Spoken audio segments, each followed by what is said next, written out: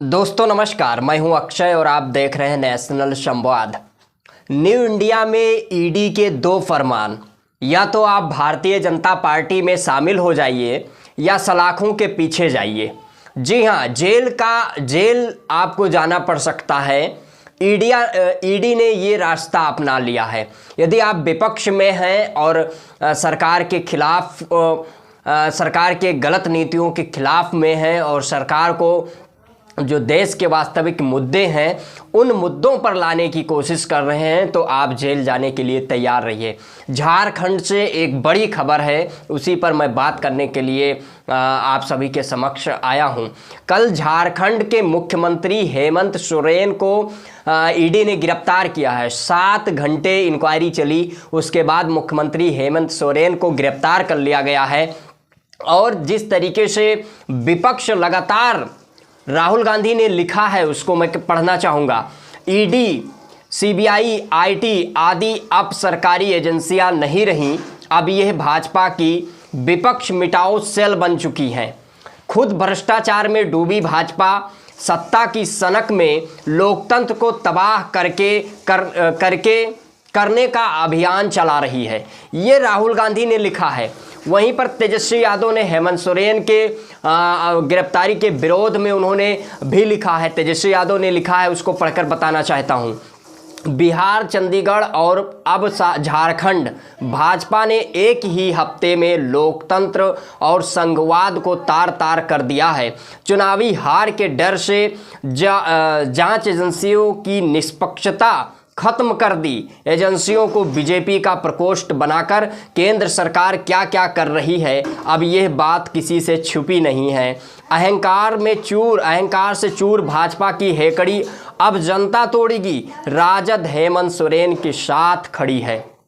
सोचिए, बिहार के पूर्व मुख्यमंत्री लालू प्रसाद यादव, जो सामाजिक न्याय के योद्धा कहे जाते हैं, वो लगातार अभी मात्र 1 वर्ष भी नहीं हुआ है, वो बुजुर्ग हैं, उनकी एज अधिक है और उनकी अभी हाल ही में किडनी ट्रांसप्लांट हुई है, 1 साल भी नहीं हुआ है। और जिस तरीके से वो एक बड़े नेता हैं, बिहार के मुख्यमंत्री रहे, देश के रेल मिनिस्टर रहे, और जिस तरीके से उनको ईडी कई घंटों बैठाकर उनसे इंक्वायरी कर रही है, लगातार उनके पूरे परिवार को परेशान किया जा रहा है। लगातार बिहार की सरकार गिरा दी गई और नीतीश कुमार फिर से एनडीए के साथ गए और बिहार में एनडीए की सरकार बन गई। तेजस्वी यादव से लगातार ईडी पूछताछ कर रही है, उनसे इंक्वायरी कर रही है। लालू यादव का क्या दोष है, लालू यादव का गुनाह क्या है?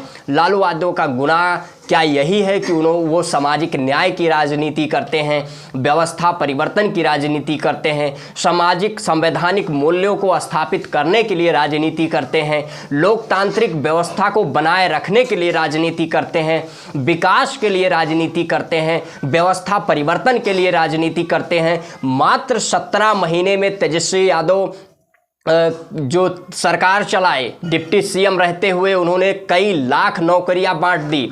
शिक्षा विभाग, पुलिस विभाग, तमाम विभागों में तेजस्वी यादव ने 17 महीने में कई लाख नौकरियां देने का कार्य किया है। साथ ही बिहार में जाति आधारित जनगणना करवाकर और सामाजिक न्याय और आर्थिक न्याय को लागू करने के लिए, इम्प्लीमेंट करने के लिए तेजस्वी यादव ने काम किया। और जिस तरीके से देखा गया कि वहां पर ओबीसी, SC, ST के आरक्षण को बढ़ा दिया गया, सीमा बढ़ा दी गई, क्या यही दोष है? क्या यही दोष है कि हेमंत सोरेन ने ओबीसी आरक्षण 27% किया था, SC का 28% आरक्षण हेमंत सोरेन ने बढ़ाकर किया था, और ST का 12% हेमंत सोरेन ने आरक्षण को बढ़ाकर 12% किया था? क्या हेमंत सोरेन का यही दोष है कि उनको गिरफ्तार कर लिया गया है? दरअसल में इसके पीछे कारण है, एक बड़ा कारण है कि भारतीय जनता पार्टी पूरी तरीके से डरी हुई है और नरेंद्र मोदी पूरी तरीके से डर गए हैं। और ये कोई चौंकाने वाला बात नहीं है। चौंकाने वाला बात इसलिए नहीं है क्योंकि आगामी 2024 का लोकसभा चुनाव होने जा रहा है और बीजेपी पूरी तरीके से हारने से डर रही है और लगातार विपक्ष मिटाओ सेल जो चलाया जा रहा है, विपक्ष को समाप्त करने की जो साजिश की जा रही है, विपक्ष के ऊपर सीबीआई और ईडी जिस तरीके से अपने फायदे के लिए यूज किया जा रहा है, सरकारी एजेंसियों का दुरुपयोग किया जा रहा है। यदि लालू यादव भ्रष्टाचार में सम्मिलित होते तो बीजेपी के आधे से अधिक नेताओं को जेल में होना चाहिए। तमाम वो नेता हैं जो डिप्टी सीएम हैं, जो एमपी हैं, एमएलए हैं, मंत्री हैं, तमाम वो नेता बीजेपी में हैं। जो अन्य दलों में जब थे तो उनके ऊपर भारतीय जनता पार्टी ही भ्रष्टाचार का आरोप लगाती थी, लेकिन अब भारतीय जनता पार्टी के वो साथ चले गए हैं। तो जो ईडी का 2 फरमान है कि बीजेपी के साथ जाइए या सलाखों के पीछे जाइए, ये फरमान पूरी तरीके से इम्प्लीमेंट किया जा रहा है। लोकतंत्र के ऊपर एक बड़ा खतरा है। अखिलेश यादव ने, उत्तर प्रदेश के पूर्व मुख्यमंत्री अखिलेश यादव ने लिखा है कि भारतीय जनता पार्टी आदिवासी विरोधी है, आदिवासी के खिलाफ है। जो देश में महंगाई, बेरोजगारी और जो मुद्दे हैं, उन मुद्दों पर भाजपा जवाब न देकर विपक्ष के ऊपर ईडी और सीबीआई के छापे मार रही है और सरकारी एजेंसियों का दुरुपयोग कर रही है। उन्होंने कहा है जो हम पीडीए का नारा दिया गया है, पिछड़ा, दलित, अल्पसंख्यक के साथ साथ ए से आधी आबादी और ए से आदिवासी भी उसमें शामिल है। देश का 90% आबादी पीडीए के अंतर्गत आते हैं। अखिलेश यादव ने कहा है कि अब पीडीए एक राष्ट्रव्यापी आंदोलन बन चुका है। जिस तरीके से भारतीय जनता पार्टी पीडीए से डर रही है, जो वास्तविक मुद्दे हैं उससे डर रही है। अखिलेश यादव ने ट्वीट किया है अपने एक्स हैंडल पर, उन्होंने लिखा है। लेकिन जिस तरीके से, सोचिए, इस देश में जब कांग्रेस की सरकार थी तब भी ओबीसी एससी एसटी के नेताओं को सीबीआई ईडी का डर दिखाया जाता था और सरकारी एजेंसियों का दुरुपयोग करके जिस तरीके से उनको परेशान किया जाता था।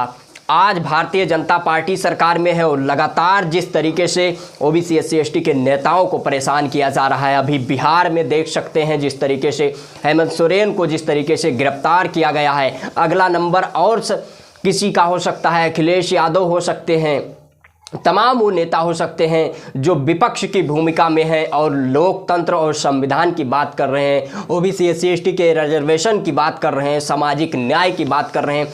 वो तमाम नेता निशाने पर हो सकते हैं। जिस तरीके से भारतीय जनता पार्टी लगातार सरकारी एजेंसियों का दुरुपयोग करके और विपक्ष को दबाने की कोशिश कर रही है, देश को असल मुद्दों से भटकाने की कोशिश किया जा रहा है। दरअसल में बिहार से बीजेपी पूरी तरीके से डरी हुई है, क्योंकि वहाँ पर जो जाति आधारित जनगणना हुआ है, कई लाख नौकरियां दी गई हैं, वहां पर ओबीसी एससी एसटी के आरक्षण की सीमा को बढ़ाया गया है।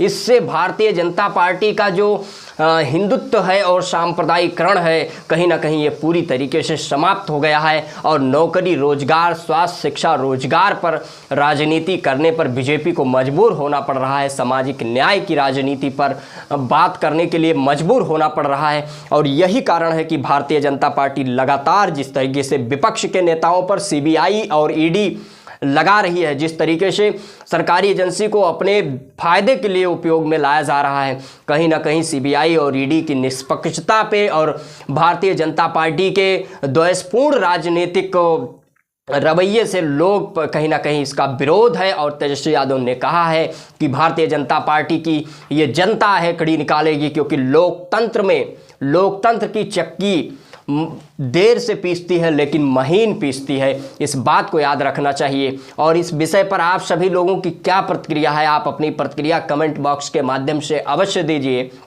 यदि वीडियो को यूट्यूब चैनल पर देख रहे हैं तो चैनल को सब्सक्राइब करें, वीडियो को फेसबुक पेज पर देख रहे हैं तो पेज को फॉलो करें। तब तक के लिए जय हिंद, जय भारत।